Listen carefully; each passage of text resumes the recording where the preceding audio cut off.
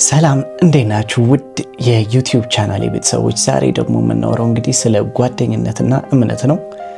ስለ ጓደኝነትና እምነት ወይም ክህደት በጥልቀት ገብቼ ከማብራራቴ በፊት እንግዲህ አንድ አስደንጋጭ ታሪክ ላንብብላችሁ።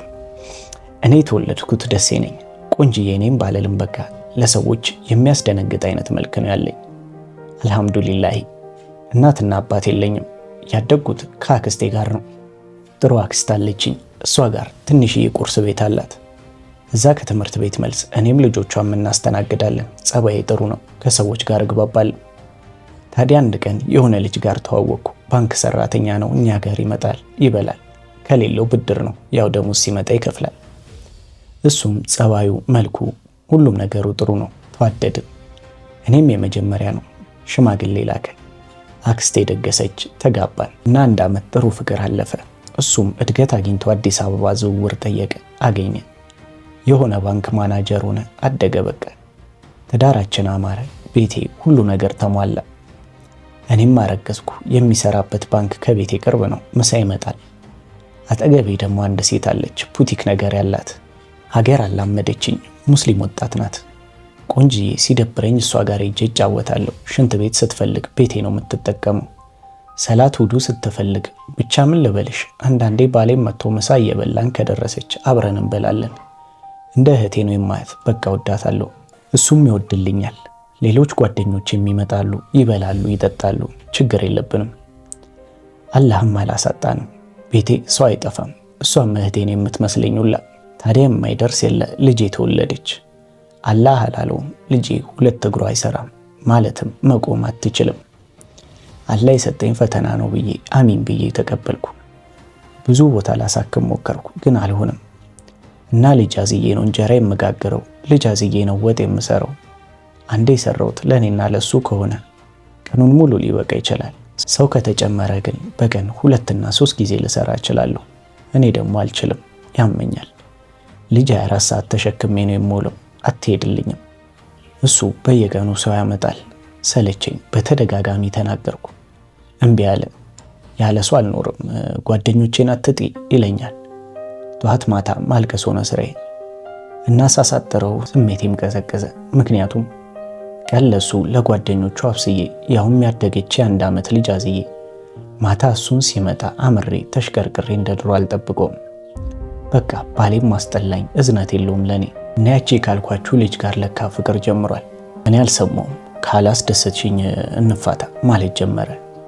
2 ቀን አልቅሼ በሽማግሌ ፊት አትፍታኝ፣ ልጃችን ቢያንስ ትንሽ እናሳድግ እያልኩት እምቢ ብሎ ፈታኝ። በቃ ልቤ አምኖ ተቀበለ። አክስቴ ጋር ልጄን ይዤ ሄድኩ። ልቤ ግን ይወደው ነበረ። መጥቼ ጎረቤቱን ላየው ነበር። እሱን ለማየት ከደሴ አዲስ አበባ መጥቼ 2 ቀን ሆቴል አድሬ ይሄድ ነበር። እሱ ቆርጦለታል። እናም ጠዋትና ማታ ማልቀስ ጀመርኩ። ታመምኩ፣ ከሳው፣ ጠቆርኩ። ከተለያየን ከ3 ወር በኋላ እሱን ይካሰረ ተባለ፣ ተደገሰ። በቬሎ በሰርግ ማናት ሚስቱ ብዬ የሰፈር ሰዎች ፎቶ በቴሌግራም ሲልኩልኝ ጠላትሽ ክው ይበል። ያቺ ባለ ቡቲክ ያልኩሽ ልጅ ናት። እሱ ይገርማችኋል፣ የራሴ ቤት፣ የራሴ አልጋ ላይ፣ የራሴ ድስትና ብርጭቆ ላይ ነው ያገባችው። ሰው ቢያንስ ግቢ ሰፈር አይቀየርም። ቤት ራሱ አልቀየረችም። ቤት ራሱ አልተከራዩም። እዛው ቤት እዛው አልጋዬ ላይ ነው ያገባችው። አረርኩ፣ አለቀስኩ፣ አበድኩ። ብቻ የማይታለፍ የለም። ወር ታመሜ ማቀቄ ገርጥቼ ድኜ ጠንክሬ ተነሳው። አልቅሼ የሁለቱንም ነገር ለጌታ የሰጠው ቆረጠልኝ። ልጄን ለማሳደግ በርትቼ ተነሳው። ከዛም የባንክ ማናጀር እንደነበር ነግሬያችኋለሁ። ልክ ተጋብቶ በ8 ወሩ የሆነ ወረቀት ላይ ሳያይ ይሁን ሳያስተውል ፈርሞ ባንኩ በተጭበረበረ ብርና ባንኩ የሰጠውን ኃላፊነት በአግባቡ ባለመጠበቅ በማክሰር ብሎ ከሶት ብሩ ተገኘ። ግን አማና በትክክል ባለመጠበቅና ስራ በኃላፊነት ባለመስራት ብሎ ሌላ ባንክ ራሱ ተቀጥሮ እንዳይሰራ አድርጎ ወረቀት ተጽፎበት ከባንኩ ተባረረ። እሱ ይገርማችኋል፣ ከዛ ሲባረር ጭንቀት ነው መሰለኝ አይምሮ ተቃወሰ። ሚስቱ የ6 ወር እርጉዝ ናት። አይምሮ ተናጋ። አንዴ ቁርአን አንዴ ጸበል ሲሉት ያ ሁሉ ጓደኛውም ሸሸው። ሚስቱን ጥሎ ከሀገር ጠፋ። እሷም ቤተሰቦቿ ጋር ሄዳ ወለደች ያለ አባት። እሷም ያን የመሰለ መልኳ እንደኔ ጎሎና ጠፍቶ ልጇን ቤት ውስጥ ያለ አባት እያሳደገች ነው አሉ። እኔ ደግሞ ይኸው አረብ ሀገር ነኝ፣ ጥሩ ማዳም ሰጥቶኝ እየሰራው ልጄን እያሳደግኩ ነው አልሐምዱሊላህ። እንግዲህ እዚህ ታሪክ ላይ ብዙ ነገር እንማራለን። ስለ ጓደኝነት፣ ስለ ትዳር የተለያዩ ነገሮች አሉ። ዛሬ ግን የምንወያየው ስለ ጓደኝነት ነው። በሁለቱ ሴቶች መካከል እንግዲህ ከጓደኝነትም አልፎ እንደ እህትነት ነበር የሚተያዩት። ስለዚህ ስለ ጓደኝነት እስቲ የሆነ ነገር ልበላችሁ። እንግዲህ በህይወታችን ውስጥ ካሉ ትልልቅ ሀብቶች መካከል አንዱ መልካም ጓደኛ ነው። ከቤተሰብ ቀጥሎ የልባችንን ሚስጥር የምናወገው፣ በደስታም በችግርም ጊዜ ከጎናችን የሚቆም ጓደኛችን ነው። ነገር ግን እውነቱን እንነጋገር ከተባለ እምነት ልክ እንደ መስታወት ነው። አንዴ ከተሰበረ መልሶ ለመገጣጠም እጅግ ከባድ ነው። ጓደኛዬ ነው ብለን ሙሉ ህይወታችንን የነገርነው ሰው ነገ ተነስቶ ጠላታችን ሲሆን ወይንም ሚስጥራችንን ለሌላ ሰው አሳልፎ ሲሰጥ ማየት ህመሙ እጅግ የበረታ ነው። ለመሆኑ ጓደኞቻችንን እስከምን ድረስ ነው ማመን ያለብን? ታማኝ ያልሆነን ጓደኛስ እንዴት መለየት እንችላለን? ዛሬ በዚህ ቪዲዮ የእምነትና የጓደኝነትን ሚስጥር ፈትፍተን እንነጋገራለን። ቻናላችንን ሰብስክራይብ እንዲሁም ቪዲዮአችንን ላይክ አድርጋችሁ አብራችሁን እስከ መጨረሻው ቆዩ። ጓደኞቻችንን እስከምን ድረስ ማመን አለብን? ብዙዎቻችን የምንሳሳተው እዚህ ጋር ነው። አንድን ሰው ጓደኛ ካደረግን በኋላ ብላይንድ ትረስት ወይም እውር እምነት እንጥልበታለን። ምንም አይነት ጥያቄ ሳናነሳ ሙሉ ህይወታችንን፣ ድክመታችንንና ሁሉንም ሚስጥራችንን ክፍት እናደርጋለን። ይህ ግን ከባድ ስህተት ነው። ጓደኞቻችንን ማመን ያለብን በደረጃና በጊዜ ሂደት ነው። አንድ ሰው ዛሬ ስለሳቀልህ ወይም አብሮ ስላመሸ ብቻ የህይወት ጠባቂ ሚስጥር ተካፋይ ሊሆን አይችልም። እምነት በፈተናዎች ውስጥ አልፎ የሚገነባ ድልድይ ነው። እናም ማስታወስ ያለብን ትልቁ ነገር የቱንም ያህል የምንወደው ጓደኛ ቢሆን ህይወታችንን ሙሉ በሙሉ በሱ እጅ ላይ አናስቀምጥ። ራሳችንን መከላከል የምንችልበትና የራሳችን የምንለው የግል ማንነት መስመር ባውንደሪ ሊኖረን ይገባል።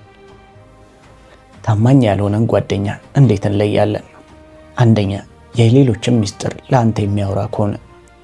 አንድ ጓደኛ ከአንተ ጋር በተቀመጠ ቁጥር የሌላኛውን የቅርብ ጓደኛውን ሚስጥር፣ ድክመት አሳልፎ ለአንተ የሚያወራ ከሆነ 100% እርግጠኛ ሁን፣ ከአንተ ዞር ሲል ደግሞ የአንተን ሚስጥር ለሌላ ሰው ያወራል። የሌላውን ሚስጥር የማይጠብቅ ሰው ያንተንም አይጠብቅም። 2 በስኬት ሰዓት የማይደሰት ከሆነ እውነተኛ ጓደኛ በትልቅ ስኬት ጊዜ አብሮ ይደሰታል። ስራ ስታገኝ፣ ስትመረቅ ወይም ጥሩ ነገር ሲገጥም ፊቱ የሚጠቁር ዋጋህን ዝቅ ለማድረግ የሚሞክር ወይም ነገሩን የሚያጣጥል ከሆነ ውስጡ በቅናት እየነደደ ነው። ስለዚህ ከሱ ራቅ። በችግር ጊዜ የሚጠፋ ከሆነ ገንዘብ ሲኖር ስትዝናናና ነገሮች ሁሉ ሰላም ሲሆኑ የማይለየ ነገር ግን ትንሽ ህይወትህ ፈተና ውስጥ ስትገባ እርዳታ ስትፈልግ ስልካቸውን የማያነሱ ሰበብ የሚያበዙ ሰዎች የጥቅም ጓደኞች እንጂ የእምነት ጓደኞች አይደሉም። 4 ሁልጊዜ ራሱን ብቻ የሚያስቀድም ከሆነ ጓደኝነት ሰጥቶ መቀበል ጊቭ ኤንድ ቴክ ነው። እሱ በሚፈልግበት ሰዓት አንተን እንደ አምቡላንስ ይፈልጋል። አንተ ግን ምክር ወይም እገዛ በምትፈልግበት ጊዜ እሱ ሰዓት የለውም። ግንኙነቱ ለአንድ ወገን ብቻ የሚጠቅም ከሆነ ያ ታማኝ ጓደኝነት አይደለም። አንተ ፊት መልካም ጀርባ ላይ ግን ሌላ ከሆነ ወይም ቱ ፌስድ የሚባለው አይነት ሰው ከሆነ ፊት ላይ ያደነቀ በሌላ ሰው ፊት ግን አንተን ዝቅ አድርጎ የሚያወራ ወይም በአሽሙር ሊወጋ የሚሞክር ሰው ካለ ያ ሰው ታማኝነት የለውም። ክህደት ሲገጥመን ምን ማድረግ እንችላለን? ምናልባት ይህንን ቪዲዮ የምታዩ ብዙዎቻችሁ በጓደኛ መከዳትን አስተናግዳችሁ ሊሆን ይችላል። እንዴት እሱ ይሄን ያደርግብኛል ብላችሁ አልቅሳችሁ ተጨንቃችሁ ይሆናል። እውነቱ ግን ይሄ ነው። በሰው ልጅ መከዳት በድሮም ታሪክ የነበረ ዛሬም ያለ እውነታ ነው። ታላቁ መምህር ኢየሱስ ክርስቶስ እንኳ አብሮት በበላውና በጠጣው ሚስጥሩን ባካፈለው በይሁዳ ተከድቷል። ስለዚህ መከዳት የአንተን መጥፎነት ሳይሆን የከዳን ሰው ማንነት ነው የሚያሳየው። አንድ ጓደኛ ሲከዳ ተስፋ ቆርጠ መላውን ዓለም መጥላት የለብም። ያ የተሰበረ እምነት ትልቅ የህይወት ትምህርት ሰጥቷል። ቀጣዩን ጓደኛን ስትመርጥ በአስተዋይነት እንድትመርጥ ዓይንህን ከፍቶልሃል። ውድ ተመልካቾቼ ጓደኞቻችንን እንውደዳቸው፣ እናክብራቸው። ነገር ግን እምነታችን ሚዛናዊ ይሁን። ከሰዎች በላይ ደግሞ ፈጽሞ የማይከዳውን በችግራችንም በደስታችንም የማይለየንን እግዚአብሔርን መታመንን እናስቀድም። በዙሪያችሁ ያሉትን ጓደኞች ዛሬውኑ ቆም ብላችሁ መርምሩ። ጥቂት እውነተኛና ታማኝ ጓደኛ ካላችሁ በሺዎች ከሚቆጠሩ የውሸት ጓደኞች ይበልጣል። እናንተስ በጓደኛ ተከድታችሁ ታውቃላችሁ? ታማኝ ጓደኛንስ ለመለየት ምን አይነት መንገዶችን ትጠቀማላችሁ? ሐሳብ አስተያየታችሁን ኮሜንት ላይ እንዲሁም ቪዲዮአችንን ላይክ እና ሼር እንዲሁም ቻናላችንን ሰብስክራይብ በማድረግ ቤተሰብ ይሁኑ። በቀጣይ በሌላ ቪዲዮ እስከምንገናኝ ሰላም ሁኑ።